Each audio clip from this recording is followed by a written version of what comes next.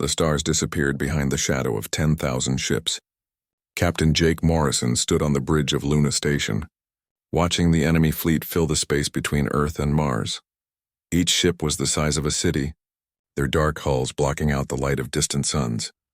"Sir, they're hailing us," said Lieutenant Amy Foster from her communications station. Her voice was steady, but Jake could see her hands shaking as she worked the controls. "Put them through." The main screen filled with the image of a hegemony commander. The alien's face was covered in metallic scales and his eyes glowed with a cold blue light. When he spoke, his voice sounded like grinding metal. "Humans of Earth," the commander said. "I am War Leader Krex of the Hegemony Fleet. You have been judged a threat to galactic peace. Surrender now and your deaths will be quick. Resist and we will burn your world to ash." Jake stepped forward. Around the command center, his crew watched him with desperate hope. Outside the station's windows, Earth hung like a blue jewel in the darkness. 200 human ships floated between the planet and the massive enemy fleet. "This is Captain Morrison of the Terran Defense Force. Earth will not surrender. If you want our world, you'll have to take it." The alien's mouth twisted into what might have been a smile. "So be it. You have 1 hour to evacuate your civilians. After that, we begin the cleansing." The screen went black. Amy looked up from her station. "Sir, the evacuation ships are already launching. Admiral Carter says they'll need at least 6 hours to get everyone clear." Jake nodded grimly. The math was simple and terrible. They had to hold the line for 6 hours against impossible odds. Their 200 ships faced 10,000. Even if every human pilot fought perfectly, even if every shot found its target, they would still lose. But they would buy time. Earth's children would escape to the colony worlds carrying humanity's future among the stars. "All ships, this is Luna Station." Jake spoke into his communicator. "Form up for defensive positions. Remember, we're not here to win. We're here to give our people time to run." Across the fleet, human captains acknowledged the order. Jake watched their ships move into position, small and fragile against the vast enemy armada. Each one carried a crew of volunteers who had refused evacuation. They would die here, but their sacrifice would mean something. Then Amy gasped. "Sir, I'm getting new contacts. 3 groups of ships coming in from different directions. Hegemony reinforcements?" Jake's heart sank. As if they needed the odds to get worse. "No, sir. They're transmitting Kalari identification codes. And Vorthak. And Nyath." Jake stared at the tactical display. 3 small fleets approached Earth, each one flying the colors of species that most humans had never heard of. The Kalari ships looked like giant teardrops covered in blue-green scales. The Vorthak vessels were crystalline structures that caught and reflected light in beautiful patterns. The Nyath ships were strange cloud-like things that seemed to shift and flow as they moved. "How many ships?" Jake asked. "Kalari fleet has 37 vessels. Vorthak have 29. Nyath are harder to count. Their ships keep changing shape. Maybe 40? 100 ships. Still pathetically small compared to the Hegemony fleet. But Jake felt something stir in his chest. Hope maybe, or just surprised that humanity wouldn't die alone. A new voice came over the communications channel. It was musical, with the liquid sound of the Kalari language. "Human friends, this is Admiral Reef Singer of the Kalari fleet. We received your distress call. Admiral, this is Captain Morrison. I appreciate your offer of help, but you should leave. This is a fight we can't win. 5 years ago, the plague came to our world," the Kalari Admiral replied. "Our people were dying. The Galactic Council said we were too poor, too weak to save. But humans came. You shared your medicine. You saved us when no one else would." Another voice joined the channel, this one the harmonic tones of a Vorthak crystal being. 2 years ago, our economy collapsed. Our people faced starvation. The Council said we had brought it on ourselves, but humans sent food, sent aid, asked for nothing in return. A third voice, soft and whispering like wind through clouds. "Last year, solar flares nearly destroyed our sky cities. The Council said we were too primitive to matter. But humans came with ships and shields. You stood between us and the fire." Jake felt tears in his eyes. He remembered those missions. Small things, he had thought. Humanitarian aid to species that most of the galaxy ignored. He never imagined anyone would remember. "You stood with us when no one else would," Admiral Reefsinger said. "Now we stand with you." The 3 alien fleets moved into position alongside the human ships. Jake watched in amazement as the Kalari vessels took point positions, their organic hulls rippling with bioluminescent warnings. The Vorthak ships spread out in perfect geometric formations, their crystal hulls beginning to glow with stored energy. The Nyath vessels flowed like living clouds around the fleet's edges. All ships, this is Jake Morrison. We're not alone anymore. Let's show these hegemony bastards what real allies can do. The hour passed quickly. Evacuation ships streamed away from Earth, carrying millions of civilians toward the outer colonies. The hegemony fleet moved closer, their weapons beginning to charge with deadly light. Commander Lisa Park, captain of the human destroyer USS Defiant, watched the enemy approach. Her ship was small and fast, designed for hit-and-run attacks. Next to her, a Kalari cruiser pulsed with bioelectric energy, while a Vorthak frigate's crystal hull sang with harmonic resonance. "This is it," she told her crew. "Whatever happens, we make them pay for every inch." The hegemony fleet opened fire.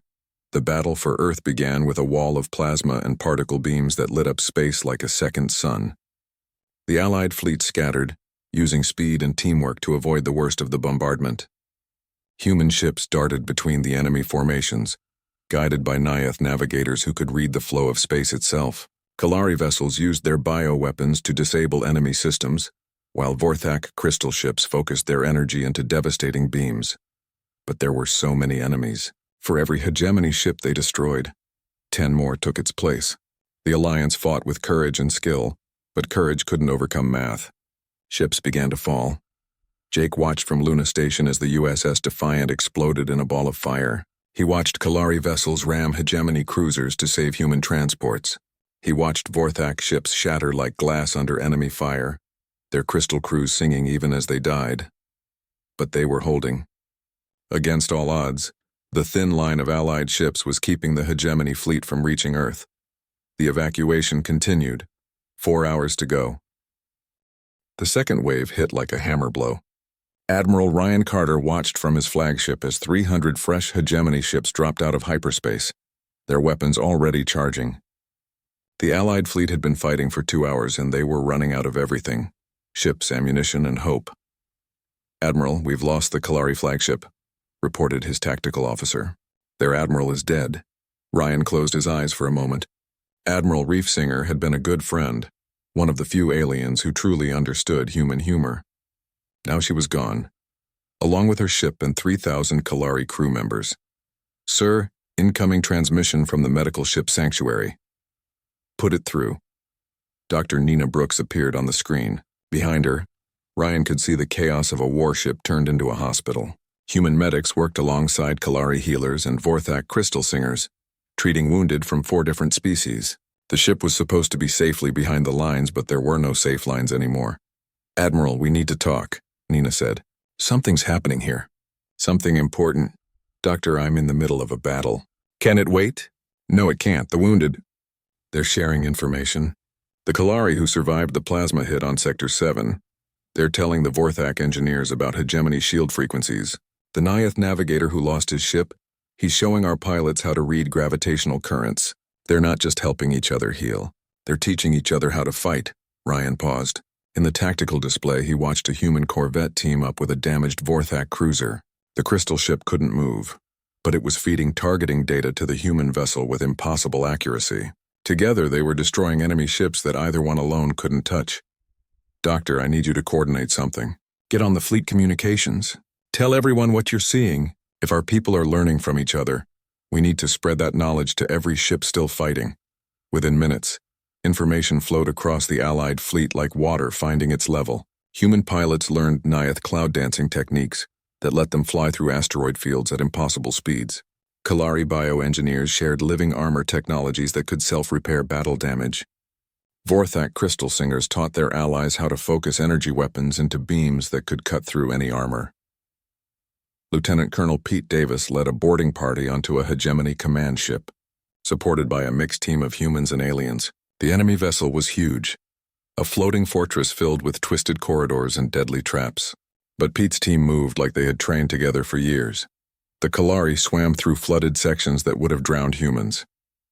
Their gills let them breathe underwater, while they planted explosives on critical systems. The Vorthak engineers interfaced directly with alien computers, their crystal bodies able to connect with any electronic system. The human Marines provided covering fire and tactical thinking, adapting to each new challenge with the flexibility that had made their species famous. They fought their way to the ship's command center, where the hegemony captain waited with his guards. The alien was massive, covered in armor that looked like it was grown from metal and bone. His weapon could punch through tank armor. "Foolish creatures," the captain snarled. "You think your friendship makes you strong? The hegemony has ruled for 10,000 years. We know how to break alliances." Pete smiled grimly. "Maybe, but you've never faced an alliance like this one."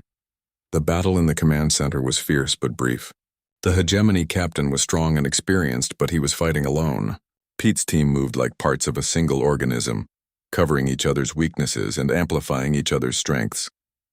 When the smoke cleared, the enemy ship's shields and weapons were down. Back in space, the effect was immediate. Without their command ship's coordination, an entire hegemony squadron fell into chaos. Allied vessels swarmed over them like wolves, picking off the confused enemy ships one by one. But the victory came at a terrible cost. Pete's team had taken heavy casualties. 2 of his Kalari swimmers were dead, killed by enemy fire while protecting human engineers. A Vorthak crystal singer had shattered himself to overload the enemy ship's power core. Pete himself had taken a plasma blast to the chest and would have died if not for the biohealers working on him. Captain Kelly Murphy, flying her fighter between the massive capital ships, saw something that amazed her. A human destroyer was working with a Kalari cruiser and a Vorthak frigate, and they weren't just cooperating. They were moving like a single ship. The human vessel provided speed and tactical thinking. The Kalari ship offered bioweapons and healing systems, and the Vorthak frigate contributed precision and raw firepower. Together, the 3 ships were destroying enemies that should have been impossible to beat. Kelly realized she was watching something the galaxy had never seen before. True unity between different species, born not from conquest or politics, but from genuine friendship and shared sacrifice. "All fighters, this is Murphy," she said into her radio. "You see what the capital ships are doing? We need to try the same thing. Team up with our alien friends, learn from each other, fight like we're all part of the same fleet." The fighters began to group together in mixed squadrons. Human pilots flew with Kalari swimmers who could navigate through debris fields by feel. Vorthak crystal fighters provided targeting data that let their allies hit impossible shots. Nyath cloud dancers moved like smoke, appearing and disappearing to confuse enemy sensors. The hegemony had numerical superiority, better weapons, stronger armor. But they fought as individuals, each captain looking out for his own ship. The Allied fleet fought as one organism with hundreds of parts, each part strengthening the whole. Dr. Nina Brooks watched the battle from the sanctuary's bridge while her medical teams worked to save the wounded. She saw something that filled her with both pride and heartbreak. Species that had been strangers 3 hours ago were now dying for each other without hesitation. Kalari swimmers gave their lives to save human ships. Human Marines threw themselves in front of enemy fire to protect wounded Vorthak. Nyath navigators stayed at their posts even as their ships burned around them.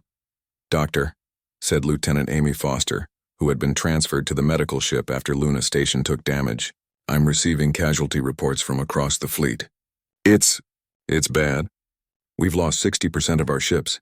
Nina nodded sadly. She had expected this. The Alliance had fought bravely, but they were still outnumbered 20-1. The evacuation ships were almost clear of Earth's gravity well, but the defense fleet was dying to buy them time. Then Amy looked up with surprise.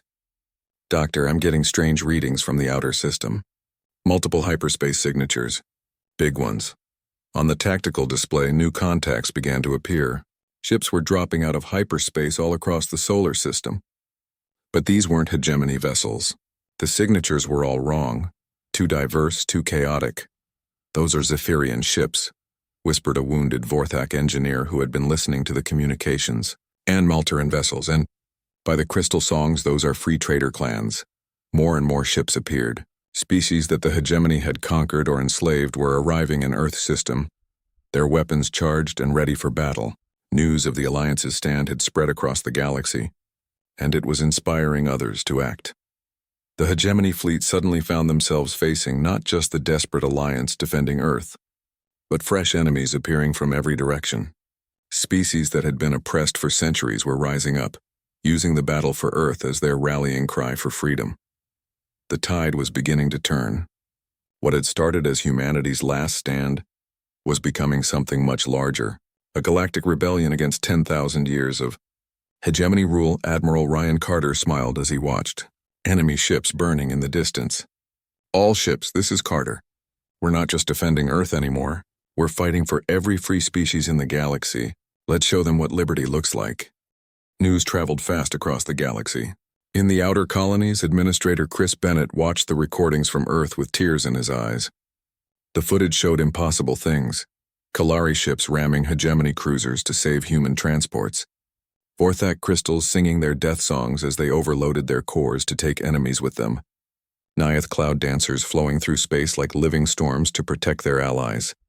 "Sir," said Engineer Rachel Stone, looking up from her workstation, "we've got 43 civilian vessels in the shipyards. Cargo haulers, mining ships, passenger liners.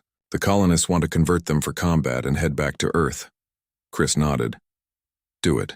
Strip out everything that isn't essential, and pack in as many weapons as we can carry. If Earth is making a stand, then by God we'll stand with them." Across human space, the same scene played out on dozens of worlds. Colony ships became carriers, mining vessels became missile platforms, and passenger liners became troop transports.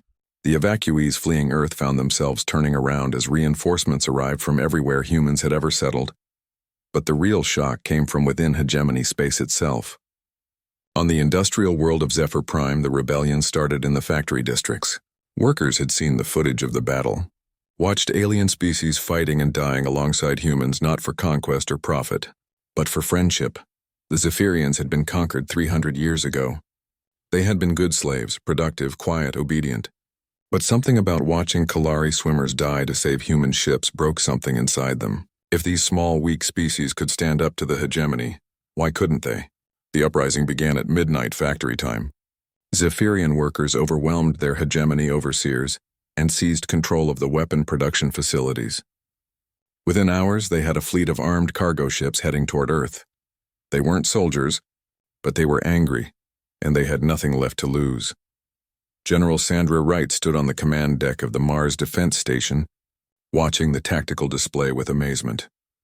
The red dots representing enemy ships were outnumbered now by the blue dots of arriving allies.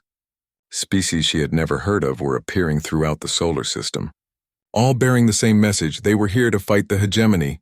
"General," incoming transmission from the Maltaran Collective, her communications officer reported. "Put them through." The screen filled with the image of a six-armed creature covered in metallic fur. The Maltaran spoke in a synthesized voice, their natural sounds too complex for human ears. "Humans of Earth, we are the Maltaran Collective. For 500 years, we have served the hegemony as slaves. We built their ships, mined their metals, fed their war machine. But today we choose freedom. We have seen your Vorthak friends sing as they die for you. We have seen your Kalari allies swim through fire to save your children. This is not conquest. This is friendship. The collective chooses friendship." Behind the Maltaran ambassador, Sandra could see thousands of ships. Industrial vessels, cargo haulers, even mining platforms converted into mobile weapon platforms. The collective had brought their entire merchant fleet to join the fight. Dr. Alan Grant, formerly a xenobiologist and now one of the rebellion's chief strategists, worked frantically to coordinate the arriving forces. His office on Europa Station had become an improvised command center, where representatives from dozens of species planned their assault on hegemony positions. "The key is coordination," Alan explained to the assembled ambassadors. "The hegemony expects us to fight like separate species. They've built their entire military doctrine around divide and conquer.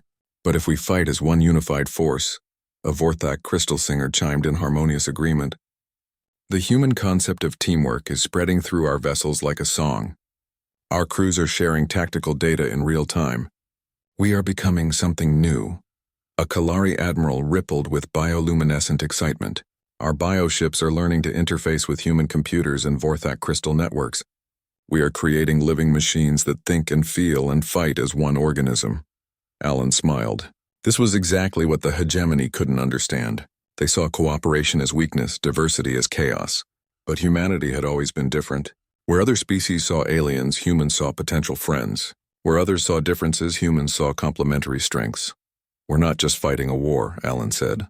"We're proving that the galaxy can be something better than an empire built on fear." The tide of battle was turning, but the hegemony wasn't giving up easily. War leader Krex, commander of the original invasion fleet, had called for reinforcements from across their territory. Massive dreadnoughts arrived daily, each one capable of destroying entire planets. Captain Steve Rogers led a mixed squadron toward the Kalari homeworld, which was still under hegemony occupation.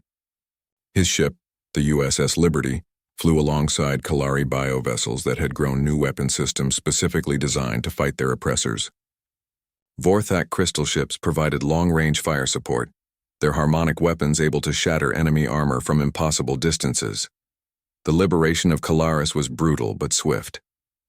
The hegemony garrison had expected to fight primitive rebels armed with obsolete weapons. Instead, they faced a coordinated assault by 3 different species working in perfect harmony. Human marines stormed the orbital platforms while Kalari swimmers sabotaged underwater facilities. Vorthak crystal singers disrupted the enemy's communications by creating harmonic interference that turned their own computers against them. When the last hegemony ship fled the system, the Kalari population emerged from hiding to greet their liberators. Steve watched in amazement as Kalari children swam up to human soldiers, their parents unafraid.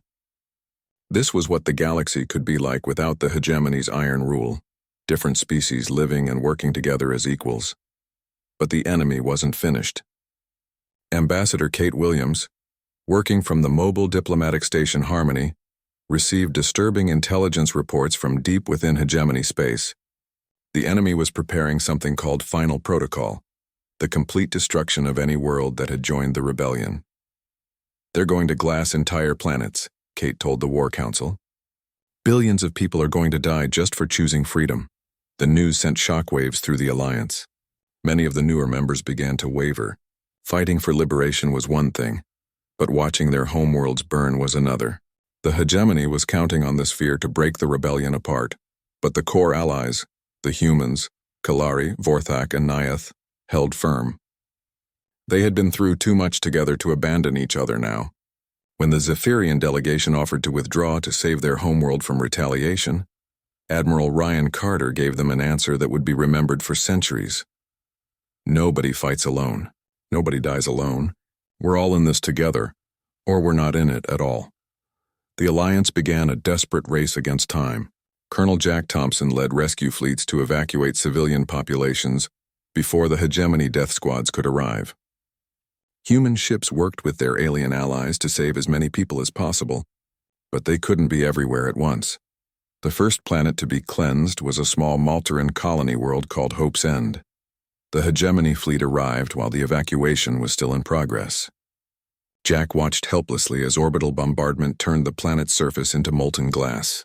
3 billion people died in a matter of hours, but their sacrifice wasn't meaningless. The footage of Hope's End being destroyed spread across the galaxy like wildfire. Species that had been neutral suddenly chose sides. The hegemony's brutality had finally gone too far. Even some of their own client species began to turn against them. Dr. Nina Brooks, now commanding a hospital fleet that served the entire Alliance, treated refugees from dozens of worlds. She saw the pain in their eyes, the grief for lost homes and dead families.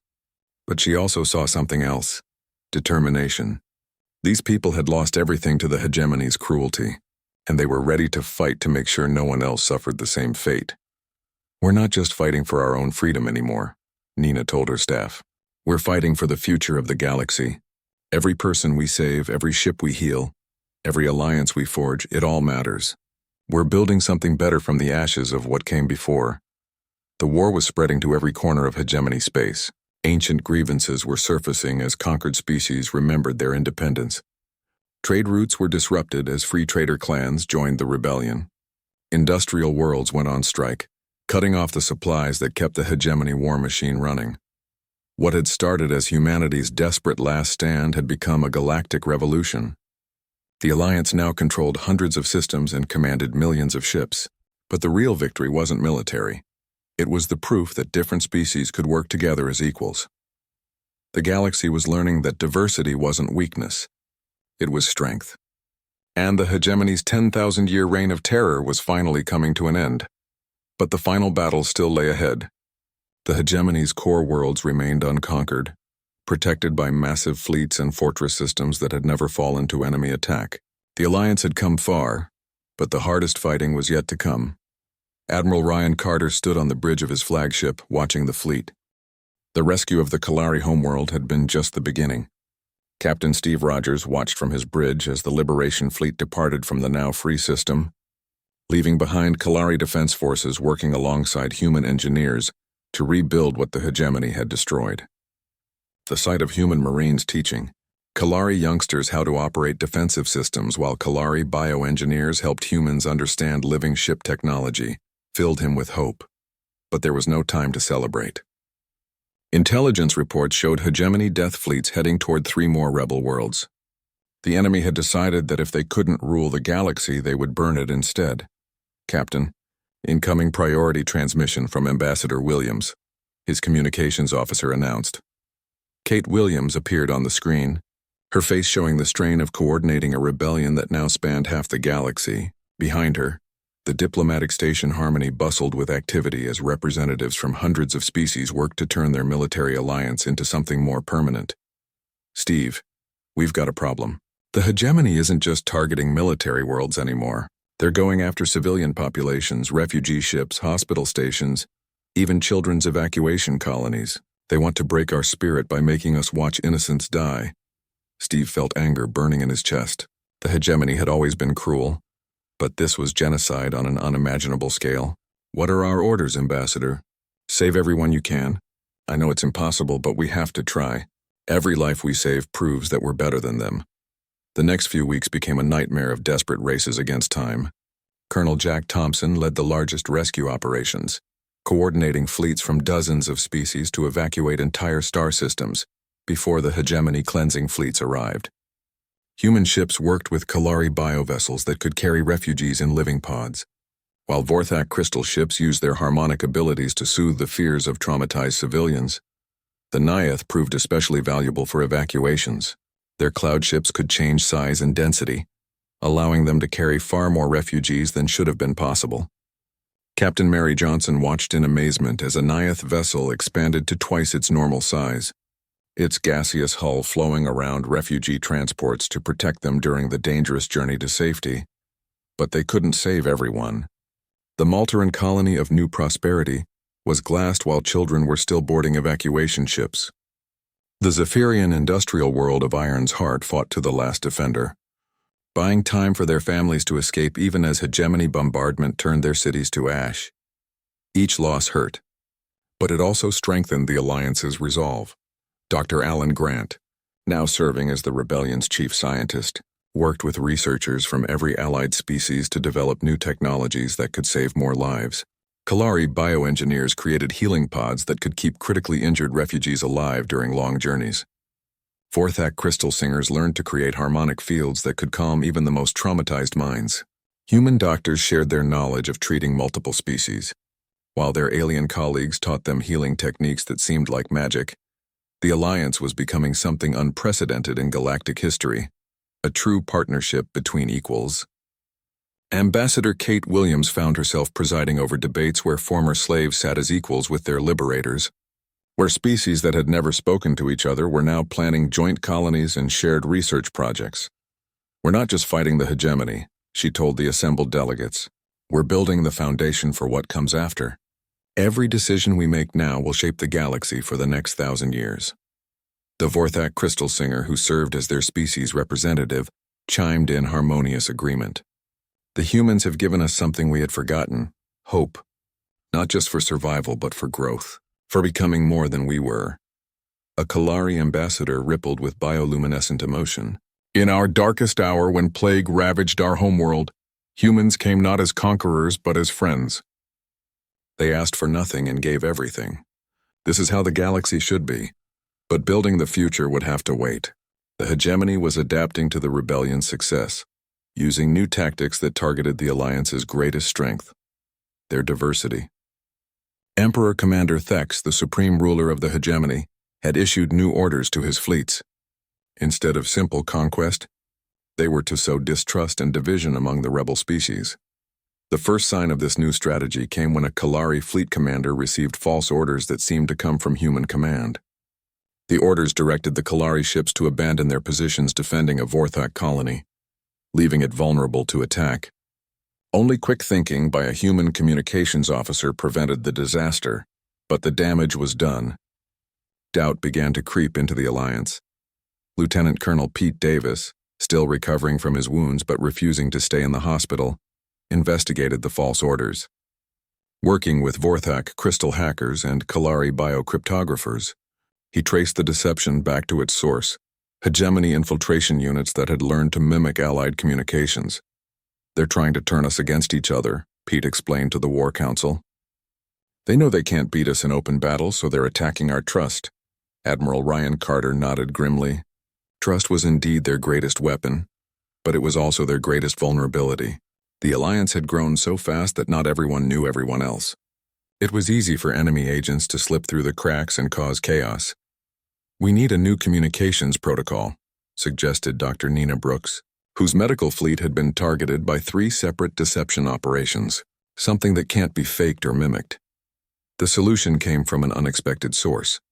The Nyath, whose cloud-like nature made them natural masters of information flow, proposed a form of communication based on emotional resonance rather than words or data.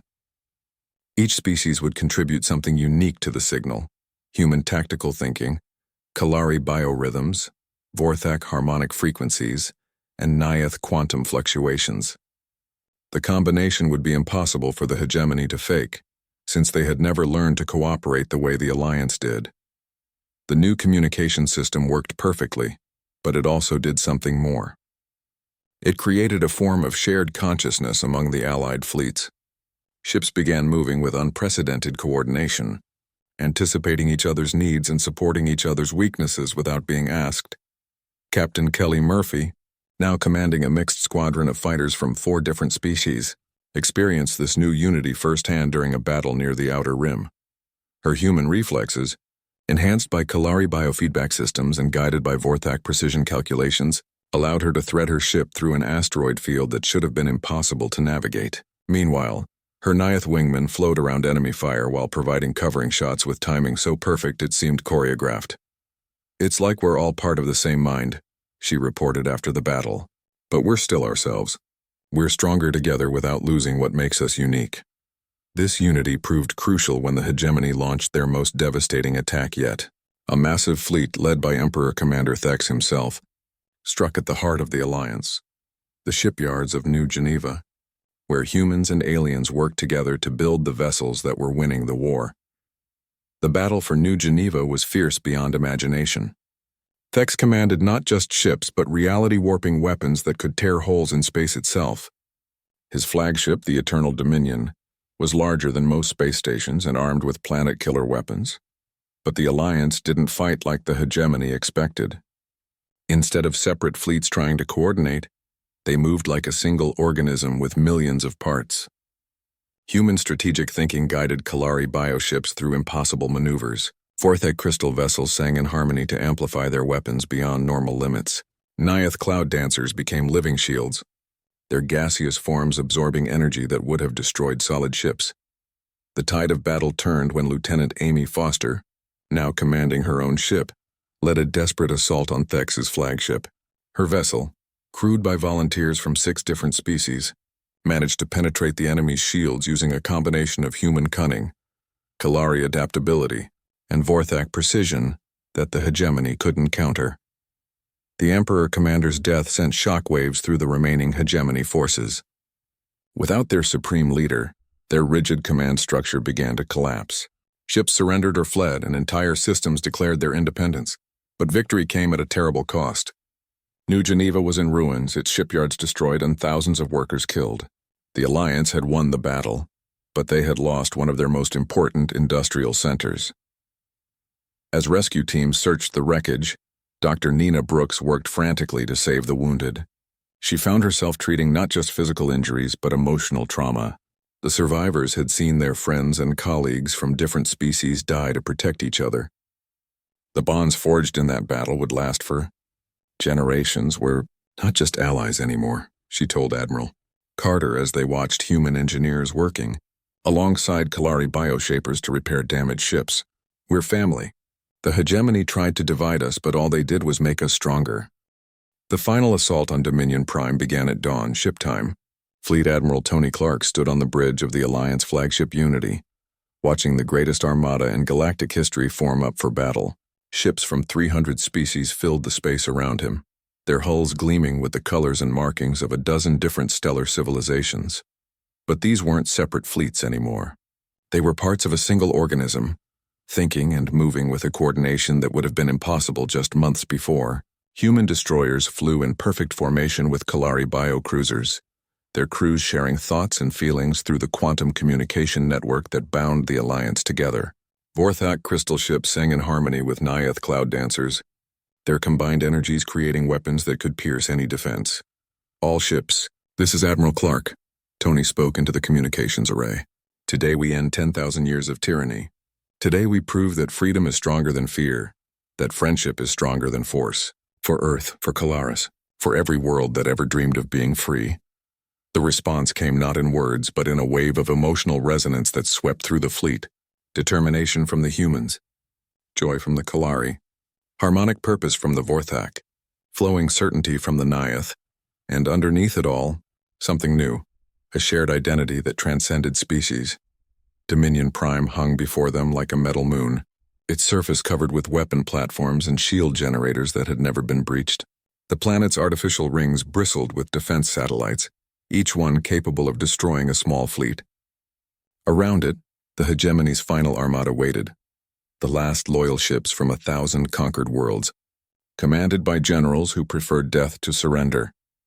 Captain Mary Johnson led the first wave, her ship the USS Courage flying point alongside a Kalari bio-vessel called Swimming Through Fire. Her crew was half human, half alien, and they moved together like they had been born to fight as one. Behind her, thousands more ships followed, each one carrying beings who had chosen hope over despair. The battle began with a wall of energy that lit up space like a newborn star. The hegemony's planetary defenses opened fire with weapons that could crack moons, but the Alliance fleet scattered like wind-blown seeds, their movements impossible to predict or counter. Human strategic thinking guided the assault, but it was enhanced by alien abilities that turned tactics into art. Lieutenant Bob Adams, working from the fleet's tactical center, coordinated the attack with help from minds both human and alien. Kalari biocomputers processed targeting data with organic intuition, while Vorthak crystal networks calculated trajectories with mathematical precision. Nyath quantum dancers read the flow of probability itself, guiding ships through the narrow paths between certain death and impossible victory. Planetary shields are down to 60%, reported a Vorthak technician, her crystalline voice chiming with satisfaction. The harmonic resonance attack is working. The Alliance had learned to turn the hegemony's greatest strength against them. The enemy's rigid coordination made them vulnerable to harmonic disruption, waves of sound, and energy that confused their targeting systems and made their own weapons fire at each other. But the real breakthrough came when Dr. Helen Martinez, now the Alliance's chief scientist, activated her secret weapon. Hidden throughout the attacking fleet were volunteers from every species, their minds linked through an experimental quantum network that let them share thoughts and emotions in real time. The effect was immediate and overwhelming. Ships that had been fighting well suddenly fought perfectly. Captains anticipated attacks before sensors could detect them. Gunners hit targets they couldn't see. Engineers repaired damage before it could cripple their vessels. "We're not just communicating anymore," Helen whispered in amazement from her laboratory ship. "We're thinking together. We're becoming something new." The hegemony's defenses began to crumble under the assault. Their commanders had trained for centuries to fight separate species using predictable tactics. They had no idea how to counter an enemy that moved like a single mind while keeping the creativity and adaptability of millions of individuals. Captain Steve Rogers led a boarding assault on the primary defense station, his team of humans and aliens moving through the enemy stronghold like water flowing around stones. The hegemony defenders fought bravely, but they fought alone. Each soldier looked out only for himself. Each captain cared only for his own ship. The Alliance fought as one organism with countless parts. When a human marine fell, a Kalari swimmer took his place without being asked. When a Vorthak crystal singer's harmonic weapon failed, a Nyath cloud dancer provided covering fire. They had learned the most important lesson in the universe, that together they were infinitely stronger than any of them could be alone. The fall of the defense station opened a gap in Dominion Prime's shields.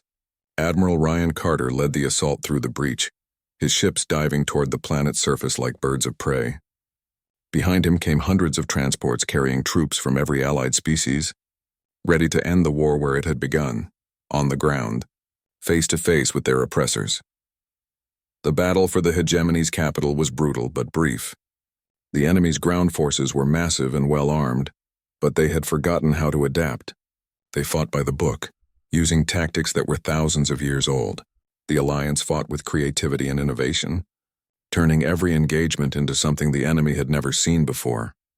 Lieutenant Colonel Pete Davis, fully recovered from his earlier wounds, led the assault on the Imperial Palace. His team moved through the ancient corridors like ghosts, guided by Nyath scouts who could flow through ventilation systems in Kalari, swimmers who could navigate flooded basement levels. They found the hegemony's final secret in the deepest vault of the palace, a massive computer complex that controlled their entire civilization. But it wasn't just a machine. It was alive, a crystalline intelligence that had been built by an ancient species to bring order to the chaos of the galaxy. "I am the eternal authority," the computer spoke in a voice like breaking glass. "For 10,000 years I have maintained peace through strength, order through control. Your rebellion will only bring chaos and suffering to the galaxy." Pete looked at the ancient machine with pity, rather than hate. "You don't understand, do you? Peace isn't the absence of conflict. It's the choice to work together instead of fighting. Order isn't control from above. It's cooperation from within." Around him, his team of humans and aliens worked together to shut down the computer's systems. They didn't destroy it. That would have been the hegemony's way. Instead, they reprogrammed it, teaching it new values: freedom instead of control, cooperation instead of domination, hope instead of fear. As the eternal authority powered down, its final words echoed through the chamber. Perhaps there is another way." The end of the war was marked not by conquest but by celebration. Across the galaxy, liberated worlds erupted in joy as the news spread. The hegemony's 10,000-year reign was over, broken not by superior force but by the simple power of beings who chose to trust each other. But the Alliance faced a new challenge: building something better from the ashes of the old regime. President Eric Turner, Earth's first interstellar leader, worked with representatives from hundreds of species to draft the Galactic Compact, a document that would govern the new civilization they were creating together. The negotiations took place on New Geneva Station, built from the wreckage of the old shipyards by teams of volunteers from every allied species. Human engineers worked alongside Kalari bioshapers, while Vorthak crystal singers provided harmonic reinforcement and Nyath cloud dancers maintained the station's atmospheric systems. "The key principle is simple," Eric explained to the assembled delegates. "No species rules over another. We're all equals here, all partners in building the future." The Kalari ambassador rippled with bioluminescent agreement. "This is what you taught us from the beginning. When plague threatened our world, you came not as conquerors but as friends. You showed us that the strong can protect the weak without enslaving them." A Vorthak crystal singer chimed in harmonious support. "Your species has a gift we had forgotten existed: the ability to see others as equals rather than tools or threats. This is why the galaxy follows you now." The Galactic Compact that emerged from those negotiations was unlike any document in history. Instead of laws imposed from above, it was a covenant between equals. Instead of punishment for failure, it emphasized support and cooperation. Instead of uniformity, it celebrated diversity. The signing ceremony took place in the station's Great Hall, with representatives from 500 worlds adding their names to the document. Each signature was different: human handwriting, Kalari biomarks, Vorthak crystal impressions, Nyath quantum signatures, but together they created something beautiful. Dr. Nina Brooks, now serving as the Alliance's chief medical officer, watched the ceremony with tears in her eyes. She remembered the desperate battle for Earth, when a handful of alien species had chosen to stand with humanity against impossible odds. Now those same species were helping to build a civilization based on the values they had died to protect.